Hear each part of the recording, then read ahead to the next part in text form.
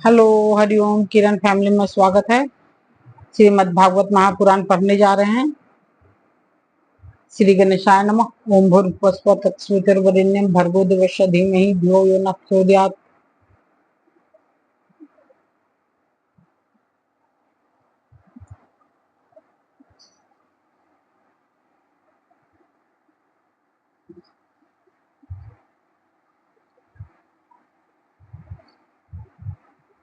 श्री राधा कृष्णाभ्याम नमः। श्रीमद् भागवत महापुराण द्वितीय खंड।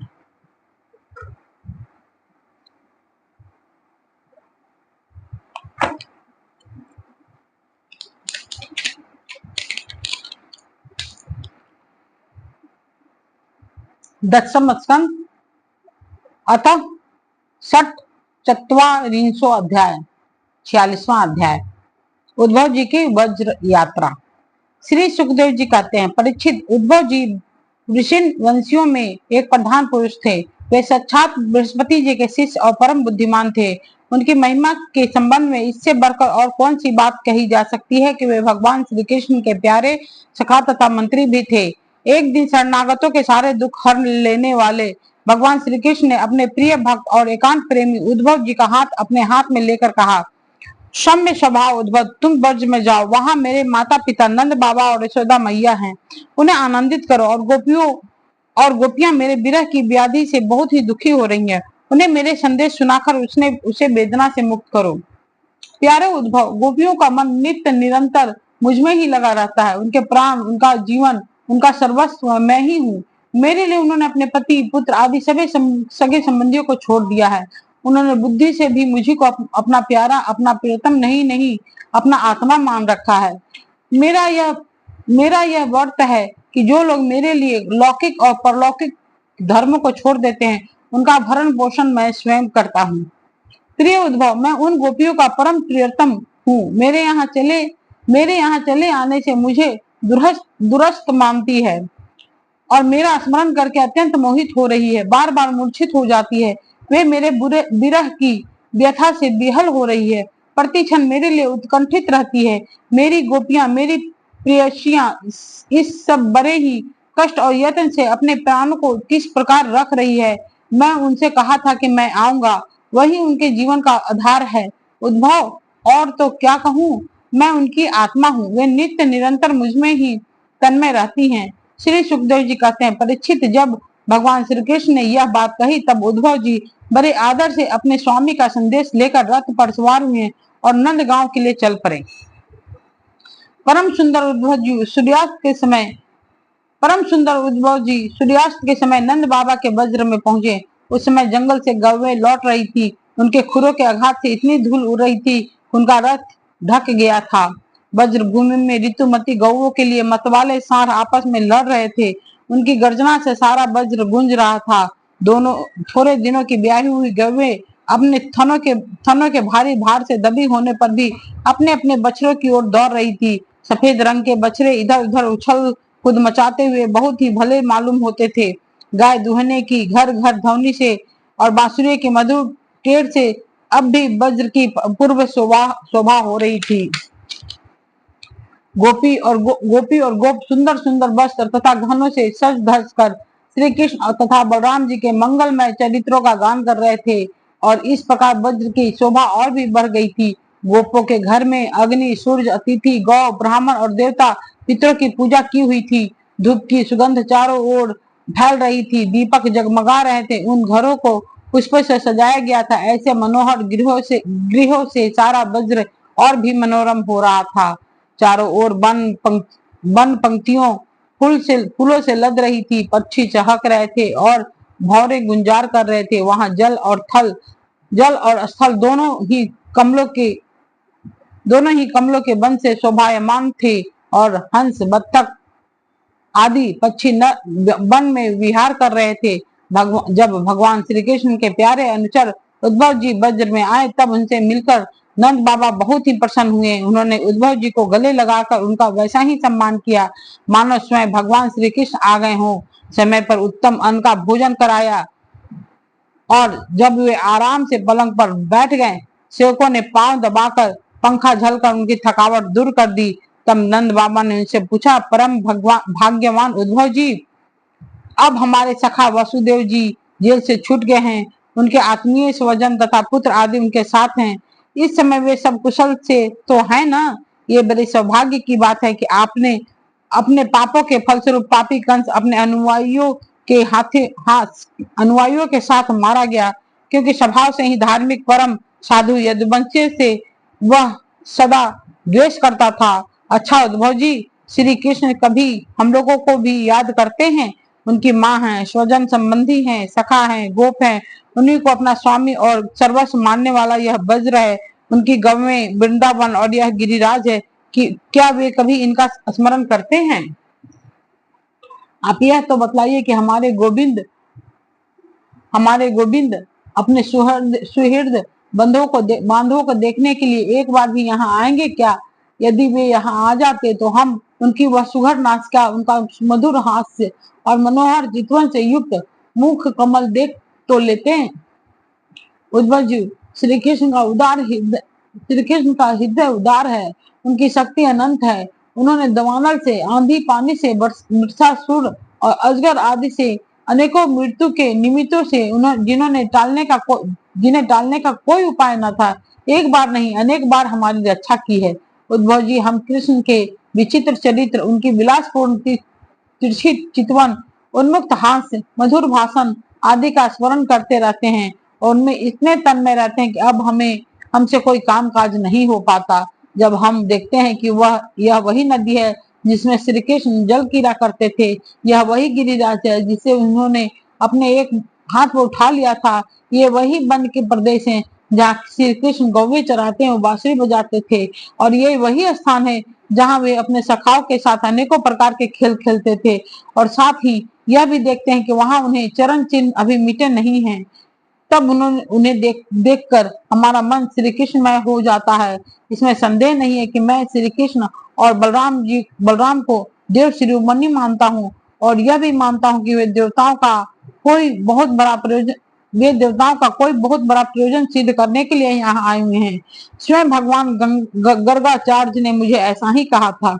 जैसे सिंह बिना किसी परिश्रम के पशुओं को मार डालता है, वैसे ही उन्होंने खेल खेल में ही 10,000 हाथियों का बल रखने वाले कंस, उसके दोनों अजय पहलवानों को और महान बलशाली गजराज कुवल या पीड़ को मार डाला। उन्होंने 3 ताल लंबे और अत्यंत दीर्घ धनुष को वैसे ही तोड़ डाला जैसे कोई हाथी किसी छड़ी को तोड़ डाले। हमारे प्यारे श्री कृष्ण ने एक हाथ से 7 दिनों तक गिरिराज को उठाए रखा।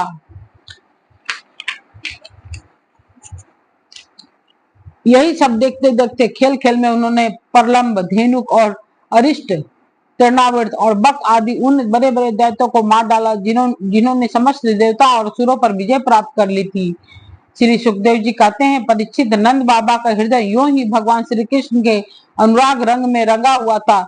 जब इस प्रकार वे उनकी लीलाओं का एक एक करके स्मरण करने लगे, तब तो उनके प्रेम की बाढ़ आ गई। वे विहल हो गए और मिलने की अत्यंत उत्कंठा होने के कारण उनका गला रुंध गया। वे चुप हो गए। यशोदा रानी भी वहीं बैठकर नंद बाबा की बातें सुन रही थी। श्री कृष्ण की एक एक लीला सुनकर उनके नेत्रों से आंसू बहते जाते थे और पुत्र स्नेह की बाढ़ से उनकी स्तनों से दूध की धारा बहती जा रही थी।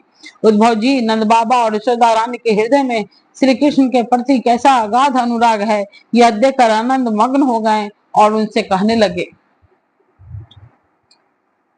उद्धव जी, नंद बाबा और यशोदा रानी के हृदय में श्री कृष्ण के प्रति कैसा अगाध अनुराग है, यह देखकर आनंद मग्न हो गए और उनसे कहने लगे। उद्धव जी ने कहा, हे मानव, इसमें संदेह नहीं है कि आप दोनों समस्त शरीरधारियों में अत्यंत भाग्यवान हैं, सराहना करने योग्य हैं, क्योंकि जो सारे चराचर जगत के बनाने वाला और उसे ज्ञान देने वाला नारायण हैं, उनके प्रति आपके हृदय में ऐसा वात्सल स्नेह पुत्र भाव है। बलराम और श्री कृष्ण पुराण पुरुष हैं, वे सारे संसार के उपादान कारण और निमित्त कारण भी हैं। भगवान श्री कृष्ण पुरुष हैं तो बलराम जी प्रधान प्रकृति हैं।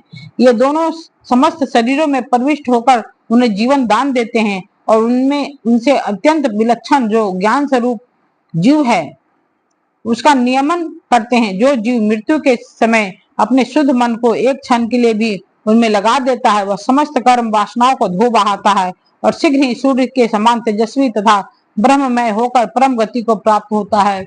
वे भगवान ही जो सबके आत्मा और परम कारण है, भक्तों की अभिलाषा पूर्ण करने और पृथ्वी का भार उतारने के लिए मनुष्य का सा शरीर ग्रहण करके प्रकट हुए हैं।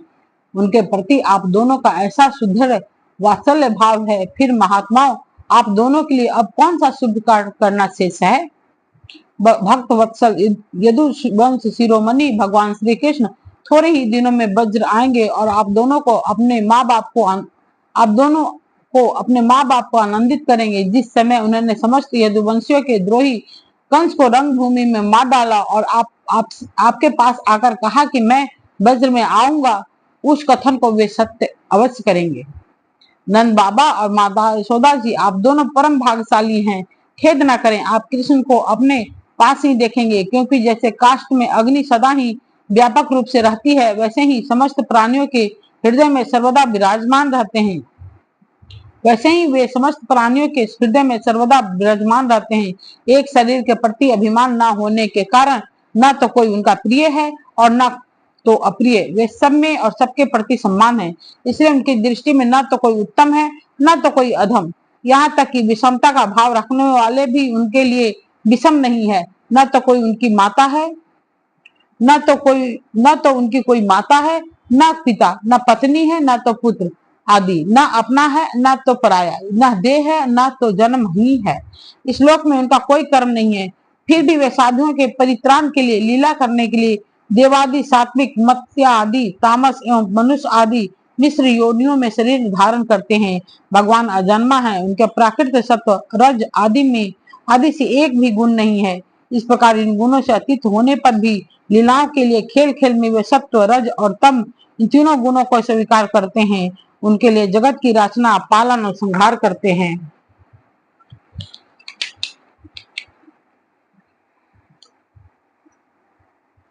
जब बच्चे घुमरी पेरता खेलने लगते हैं या मनुष्य वेग से चक्कर लगाने लगते हैं, तब उन्हें सारी पृथ्वी घूमती हुई जान पड़ती है। वैसे ही वास्तव में सब कुछ करने वाला चित्त ही है, परंतु चित्त में अहम बुद्धि हो जाने के कारण, भ्रम बस उसे आत्मा अपना मैं समझ लेने के कारण जीव अपने को कर्ता समझने लगता है।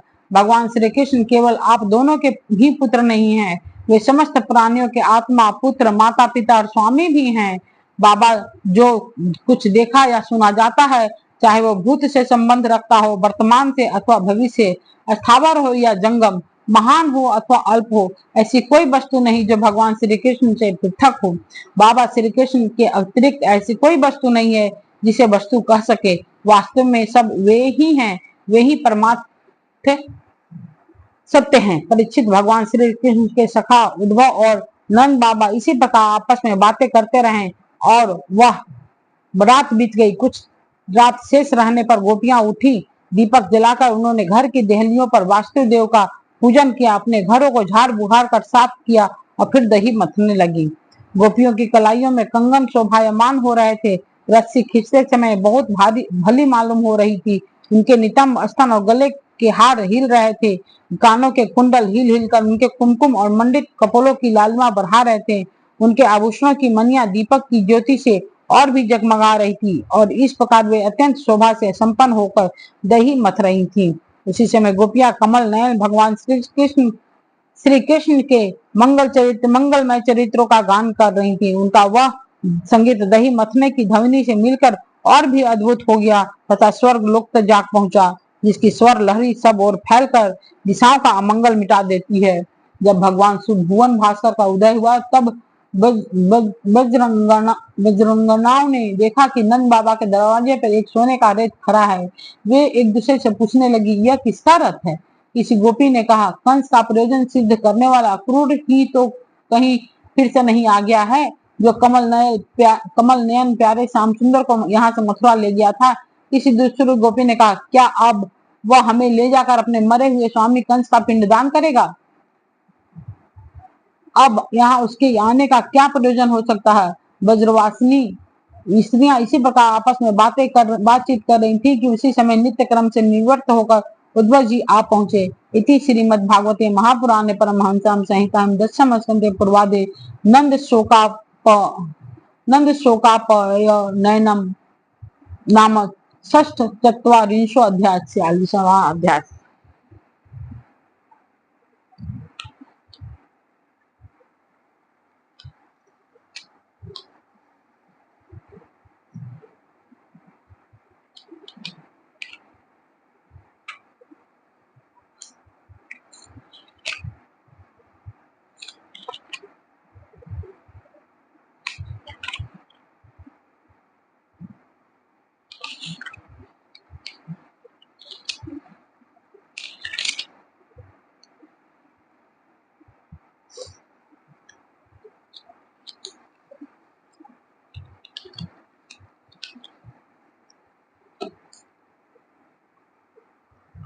ओम भूर्भुवस्सुः तत्सवितुर्वरेण्यं भर्गो देवस्य धीमहि धियो यो न प्रचोदयात्। ठीक है दोस्त, हरि ओम।